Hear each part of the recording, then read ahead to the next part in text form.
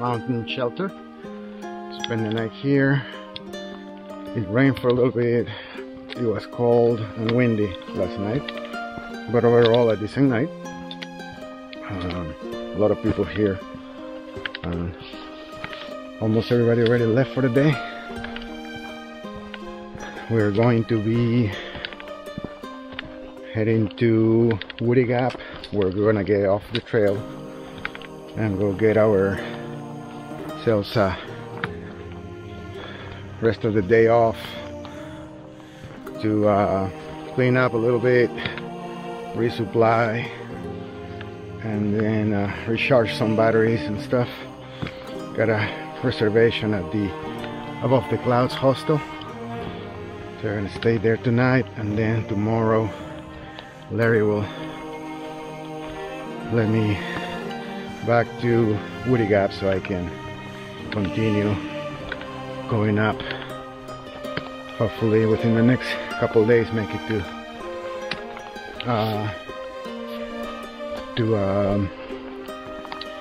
Blood Mountain. So anyway, we'll see how that goes.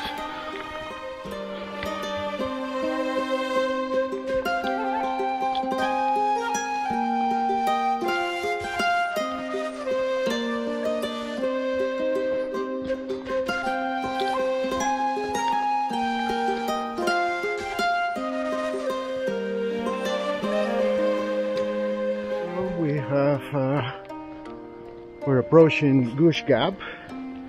That wasn't too bad of a warm-up path from the shelter. So far so good. I'm feeling energized. I guess sleeping for 8+ hours last night was really beneficial. So here's Goose Gap. Looks like there's some people down there, and the road goes all the way up. So I guess you could call for help here if you need to, but we're gonna keep going back into the woods so we can arrive to our destination as soon as possible and relax. So like I was mentioning earlier, today we're gonna take that big stop at Above the Clouds Hostel.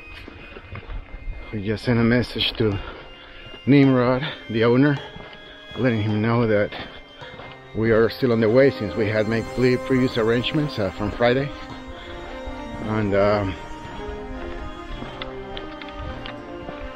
And then that's gonna just do a little under a 5-mile Nero day for me.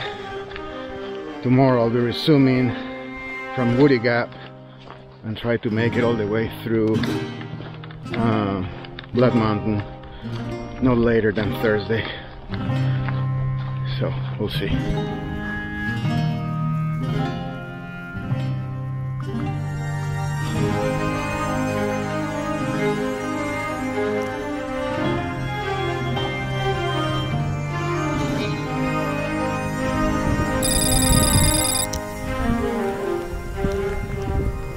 One of the best views so far in Georgia,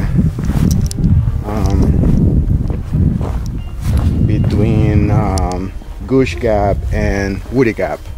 So make sure if you come by this way to stop by, get a few pictures, because I haven't seen another spot with this clear of a view, and today the sky is really helping accomplish very nice capturing of this beauty.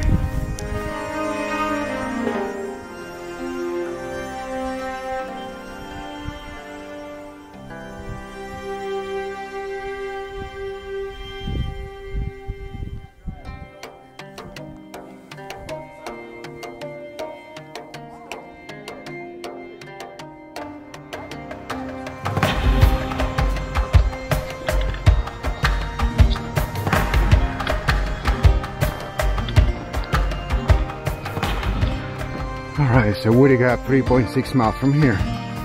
Ultimate destination. And that's where we're coming from, Goose Gap. Alrighty. Let's keep moving.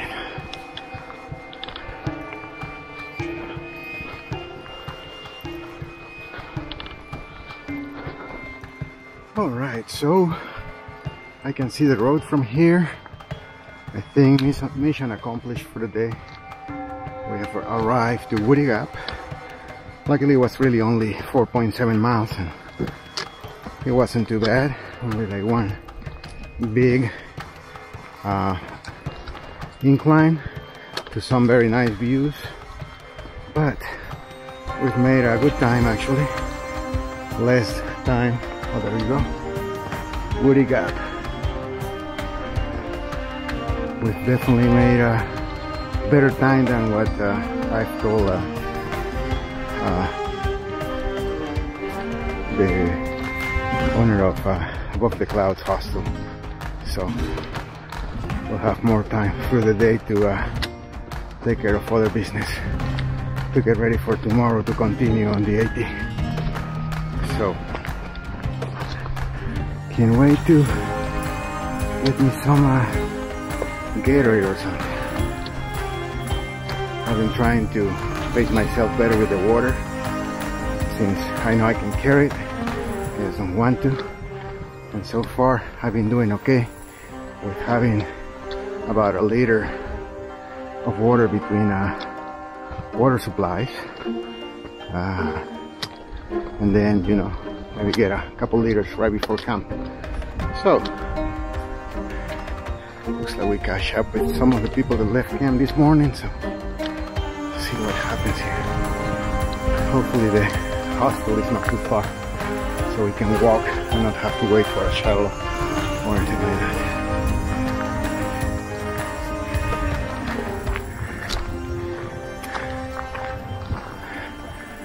We've made it. All right, made it. Woo.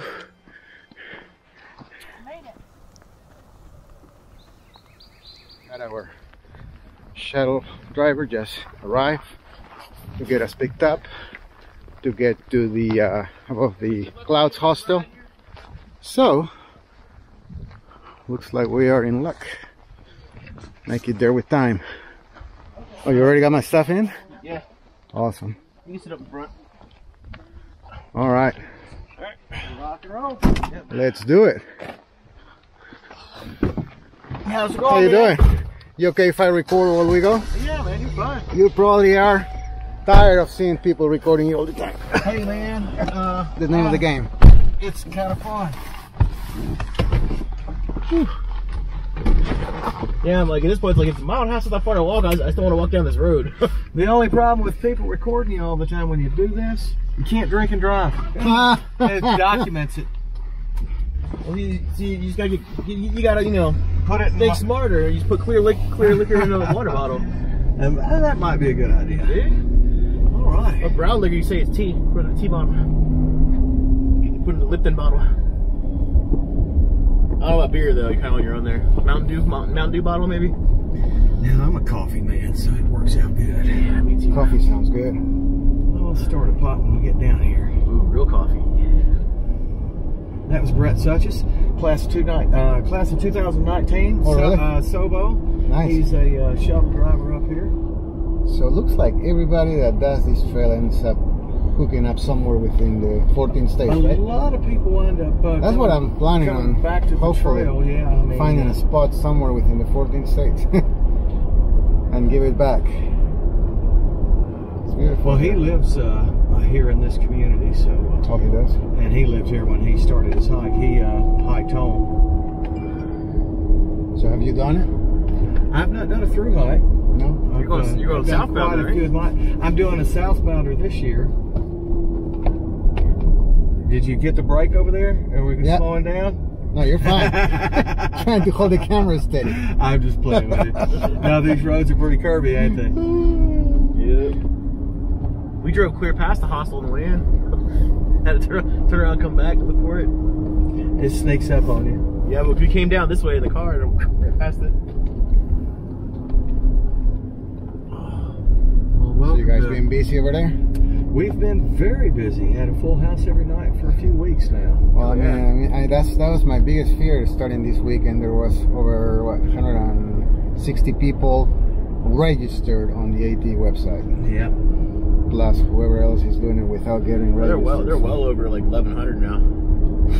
I think I saw somebody post over there like 1,100 something, like yesterday, the day before. I think so. Or they're like 1,011 or something. Yeah. It's over 1,000 now. Well, that's how long it takes to get from Woody Gap to above the clouds. Evidently, we didn't secure your baggage correctly, did we? It's all good. How many times I've thrown that around this week? It's fine. It sounds like it got thrown around just then. Pantry over here for you guys while you're here, so if you want anything to drink. Oh, This is just a small resupply. very nice. And these are drinks for while you're here. We're on the honor system, so keep up with what you consume, and we'll put it on your bill in the morning when we check you out. That way, if you get a Coke or whatever, what have you. As you guys may or may not know, we do dinner and breakfast. Did you know that? Somehow, but a Everybody little keeps telling me bit. I'm going to eat really good. So many stories I Then want to. good, then good. Yes, we're going to do dinner and breakfast. We'll do dinner between, I don't know, 6:37ish. Oh. It's about 7 o'clock. Okay. But if you want something between now and then while you're here from the store, feel free. But you probably got too much food in your bag right now. I do. I'm giving all my food to him. You're going to give all your food to him. A lot of people do that. Well, I'm going home, so. This is the pantry for a little bit of our putting dinners and breakfasts together. Come on in here. I'll Sounds show you around the good. rest This of the looks place. very nice. Definitely. This is our hiker box. This is a hiker food box. As you can see, a lot of people thought they were carrying too much food with them. And since we're talking about hiking the trail and you're recording this, take a look at those boxes up there. Oh, there you That's go. the past 2 days. So we send home about 30 to 40 boxes a week. So tell everybody, hey, just don't bring it with you, man. Just send it to Doesn't matter yourself. what you carry as long as you don't carry more than 25 pounds, right? Absolutely. Unless you're carrying some really nice camera equipment. And then you get... You gotta compensate with the other stuff. You just go to the gym and get stronger. Guys, this is Olivia. Hello, Olivia. Nice to meet you. Daniel here. Nice to meet you. Nice Larry. Daniel and to meet you, Larry. Checking in, hiking the AT, recording their adventure. Sweet. You found an awesome spot. Definitely one of the best I've seen. This is my going away present to Daniel. Nice. I'm going back home from here. He's continuing on for the whole thing, so. Oh. Yeah, I can't hike Funny guys, for you'll probably want to know this because you're going to want to be hooking up. Wi-Fi passwords right there. Yeah. Don't put that on camera. Nice. Nope, I'm just nope, kidding. nope. I'm kidding. I'm joking. You're good, you're good. But This that's has the to all be Wi-Fi edited. password. We've got a restroom right here. We've got a private room right here. It is rented out right now. Okay. We've got. So it's just one restroom for the entire. Hey man, the tour's not over. Come on. All right. I like that. We've got a living room here where you can hang out in and just relax and what have you. And most of the time at night, there's quite a few folks in here just sitting about talking about, well, hey, is this what you thought it was going to be? No, man, it's harder than I thought it would be. What about you? Yeah, it's harder than I thought it was going to be too. Is your bag too heavy? Yeah, man, my bag's too heavy. Those are the type of things we talk about here. So, and that's the hostel kitty. Her name is Blaze. Oh, hello. She's hypoallergenic. I'm pretty sure everybody's dosed up on Benadryl already coming through here. Yeah, man, we're good. You know, like the standard, you pop Benadryl, keep going. She's the only vet we allow. Hey, Benadryl can definitely help you keep going. Come back here, we'll show you where you guys are going to sleep tonight. All right. This is our front bunk room. I think you booked in here. We've got 1, 2, 3, 4, 5, 6 bunks. You guys did bottom bunks, so how about these two right here? Looks Sounds neat. good. Does that look like a good spot to chill for the evening? Absolutely. All right. We've also got a shower room back here. Here's a sink here for your usage.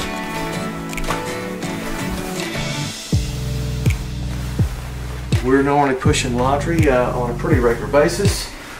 Here's your shower room right here. We got another bathroom right here. And we got 4 bunks back here. So, we've also got some loaner clothes. These are all clean. If you want to do laundry and you put on some pants and a t-shirt, All of these? All of this is loaner clothes, yes. Okay. This too. We just have, these are warm. They just came out. Oh, got it, got We're it. about to fold them up. Okay. We're in a perpetual state of motion here. Definitely, this is very, very, very nice.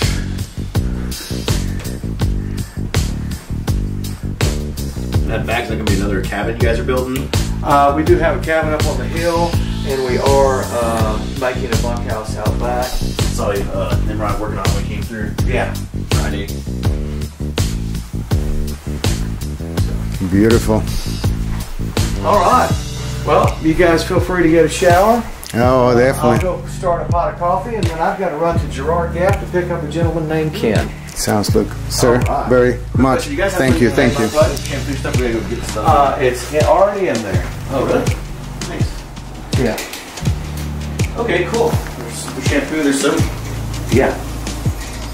And we were just doing a little bit of plumbing work, changing out and putting in a new faucet, which looks like Shadow did a very good job. Rock on, Shadow. Thank you. All right.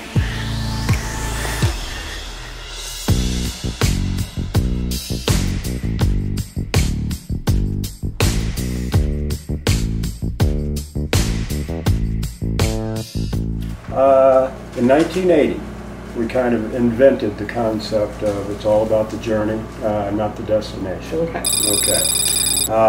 And my family, the South Georgia Heathens, eventually the South Georgia Heathen Traveling Medicine Show, or wait a minute, Flying Circus Traveling Medicine Show, Jug Band, and Spittoon Follies, doo-wah. The doo-wah. You gotta do the doo-wah. Yeah. All right. Back in those days, there were very few people who had ever hiked the whole trail, and there was not really a well-developed trail community. Okay, so they didn't quite know what to make of us in a lot of places. You know, they didn't know if we were hobos, vagabonds, or what exactly. Yes, all they knew is we were dirty and smelled bad. So anyway, there were places that we weren't particularly welcome. Fontana Village was a notable place. It's Really? very welcoming now. But It was very hoity-toity back in the day. It was kind of a destination for, you know, for richer tourists out of Atlanta, you know, to go for the weekend. It wasn't a rustic kind of place like it is now. It's kind of pretty rustic these days. Yeah, but anyway, so they were notable for not being particularly welcoming. You went into the village, every window at every business had a sign like no trail packs allowed inside or hikers unwelcome. I have some of them that I snagged and have saved all these many years. Awesome. Anyway, but so a lot of places we just kind of came and went quickly. Well, that was easy for us because back in those days the support system along the trail was not well developed at all. So mostly when we went to the trail, we went to spend 6 months in the woods. You know, going into town was a necessity to resupply. Well, in 1980, there were 5 hostels. Yeah. There's 85 this year. Yeah, that's what I always tell people. There were half a dozen hostels the entire length of the trail. You know. Anyway, now our family was known for our kind of lackadaisical behavior. We carried what was considered essential backpacking equipment in the day. Now see, I find it amusing that people don't have time to read. We all carried books and pulled Abe Lincolns at night, read by candlelight. But the more essential equipment were things like Frisbees. I carried a nesting set of 3 all the way to Maine, because you had to have different weights to be prepared for all wind conditions. You know, so anyway, we were kind of known for taking our time, relaxing, enjoying the trip, and slipping in and out of these towns as necessary, and mostly spending our time in the woods and enjoying every minute of it. Well, if we came to a grass-top mountain, packs came off and the Frisbees came out, and we started throwing Frisbees. When we came to a body of water big enough to get into, we got wet. We went swimming. You know, we were known for that. Well, there was one day on Big Walker Mountain in Virginia. We came to one of these places that was particularly unwelcoming, but on Big Walker Mountain, the trail used to go right over the top, the ridge line right over the top. Now it kind of goes down to one side. But there's always been an observation tower for many, many decades, where families would go, they'd climb the tower, and they could see 5 states from up there. And there was always some kind of little snack shop or something like that to accommodate whoever was there. It wasn't developed much, just always something simple. Well, that year there was a pie shop. So we stopped in there and we went up to the outside window. It was one of like the old Dairy Queens, they had outside windows. We went up there and ordered some pies and then moved along, as we were encouraged to do. Now, we were looking for a nice patch of shade, someplace nice to sit and enjoy our pies. Well, being a grass-topped mountain, we had to walk a ways before we found the spot, but we finally did. Anyway, we had already stopped a couple of times that day. We had thrown the Frisbees, we had stopped at the pie shop. We weren't making a whole lot of progress, but we didn't much care.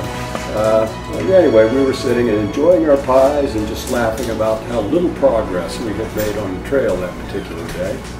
And one of the guys says, oh, gosh, if we were any slower, we'd be going backwards. And one of the others said, yeah, we're just a bunch of slackers. And I said, yeah, we're a bunch of slack packers. And we all said, hey, that's good, we should use that. I like it. So we started calling ourselves, we added to the end of our name the original AT Slackpackers. And whenever we signed registers anywhere, we signed Slackpackers, mostly me and OD.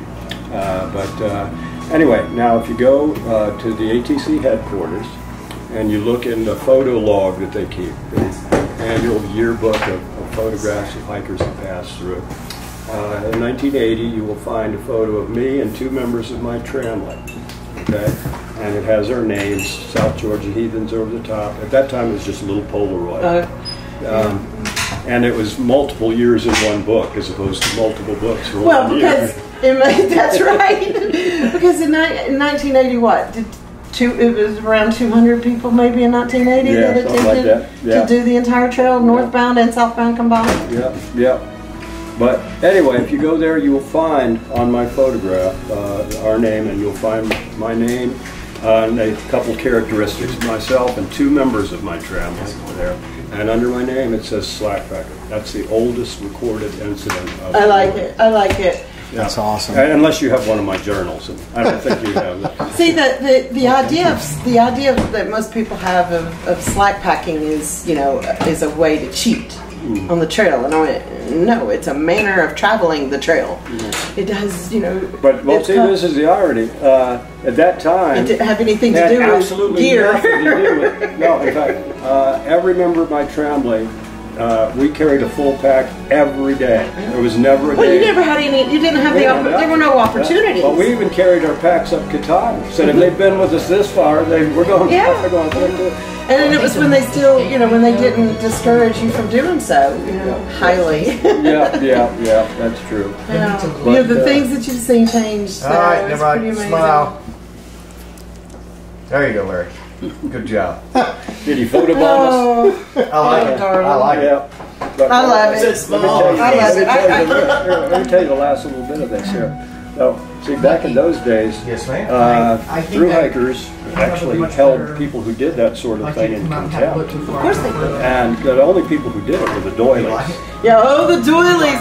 I sat down with wasn't the doilies, it was before the doilies that when I look at the ground, we used the term garveying the trail. I'm going to garvey the trail this year, and no one knew what garvey meant. And I'm like, well, because I said when the Garveys did their last hike, they had it, and this was before social media, so it was a work of absolute unbelievable networking that they did by phone and mail prior to their leaving for their hike. But the idea of garveying the trail was that your foot never hit the ground. Never hit pavement. That you would get to pavement, there was someone there to pick you up and take you to their home and take you to wherever you're going to be staying, and then bring you back, put you right back in the same place. And platinum blazing. Well, now we call it platinum blazing because it's expensive. Right. And then we called it executive hiking there for a while because only a few people, cared to stay in a hotel that much. So there's all these wonderful terms and language that some people think they know what they mean, and I'll hear them and I'll be like, excuse me? Yeah. Well, back at that time, in the late 70s, and in 1980, of course, Warren has always been, Warren has been Warren. Anyway, we never had a whole lot of use for Warren even back then. Because we said we held that kind of behavior, Warren Doyle has hiked the trail 18 times, 9 through hikes and 9 section throughs. But so far as we know, except for a few days on his first hike, he's never carried a full pack a day in his life. We tease that he hikes the trail with a bottle of water and an orange. Yep, yeah. But because we held that sort of behavior in high contempt, and we didn't much like Warren, and he did that sort of thing, we used to call what are now called slackpackers doilies. And it was a double entendre. Yeah. It was a slam at Warren, but we spelled it like those lacy little things on Grandma's couch. And that was because we considered people who did that sort of thing, lacy little things, incapable of carrying their own load. Let me tell you, I sat around with a guy, I'm trying to remember because my memory is failing me. I think that I have one of those brains that needs to be defragged like an old computer, and I don't know how to do that, so I can't get rid of the bits and pieces of things that make room for new memories. I want to say Chainsaw, one of the old Blue Blaze hobos. Yeah. Remember Chainsaw? He lived down in Atlanta, but he hiked back in the early 80s. I don't yeah, know. But I remember them having some conversations about running into Warren Doyle's groups, because Warren did a very ritualistic hike. Yeah. He implied a lot of his own philosophies and rituals, and expected everyone in the group to do things the way he wanted. Well, he's relinquished a lot of that in the last several years, because people are realizing that more people's hikes ended that could have gone on than he will ever admit, because he only counts the people that finish the entire trail as being part of that number. When you see, when you read the history, the Wikipedia entry on Warren, it says he has a nearly 100% completion rate on the circle. That was before he started the smart hikes. Well, if you're standing in a circle on Katahdin and everybody's there, then everybody finished, right? Yeah, right. Well, no. Here's the thing. Okay, he lists he only acknowledges 2 people. Well, he only acknowledges one as having not completed the circle tours. These were group tours Warren's always been a record freak. He held the FKT, fastest known time, back in '75, and then when nobody cared. Nobody cared. In '77, he led the largest group to ever hike the AT, and then in '80 he did it again with a little larger group.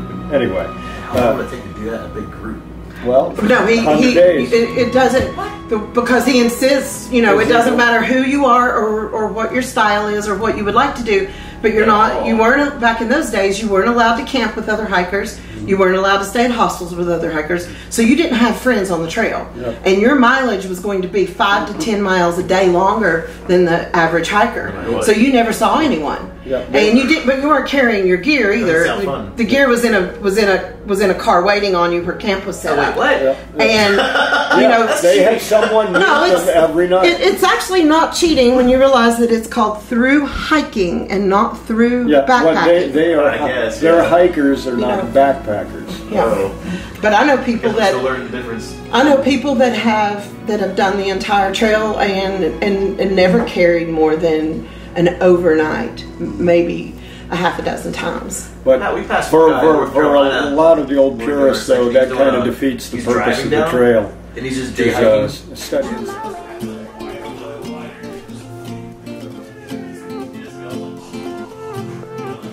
A new place, a new home, for a while, let me feel alive.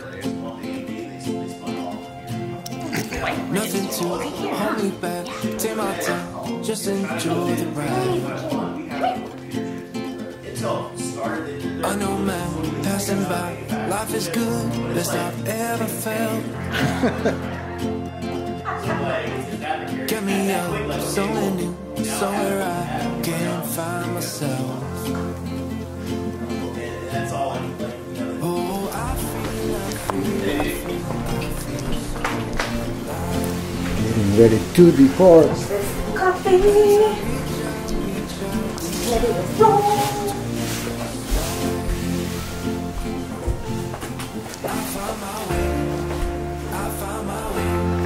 All right, so we're leaving.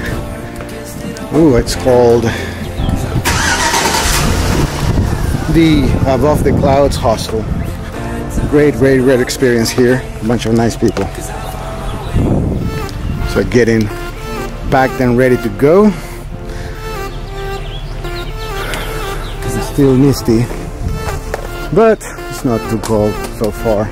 Hopefully we'll have a good way to Neil's Gap. We got 10.8 miles to go. Go ahead and jump up front. Okay.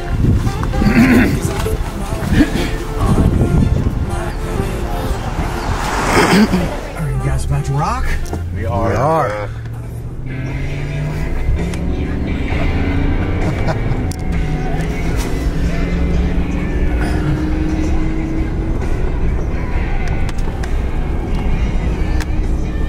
That's a preacher's house. He used to walk up the hill and practice his sermons. Really? Y'all will get to that in 9/10 of a mile. Oh, that's cool. Beautiful spot. Where was his church? Was he like a traveling preacher? No, I'm not sure about that. There's an old church called Mount Airy. That might be the one. It's the oldest church in Georgia that's back closer to Gooch Gap. Is that right? The oldest church? Yeah. Even like Savannah and older than those churches? That's my understanding. Gosh. Dang. It's called Mount Airy Baptist Church.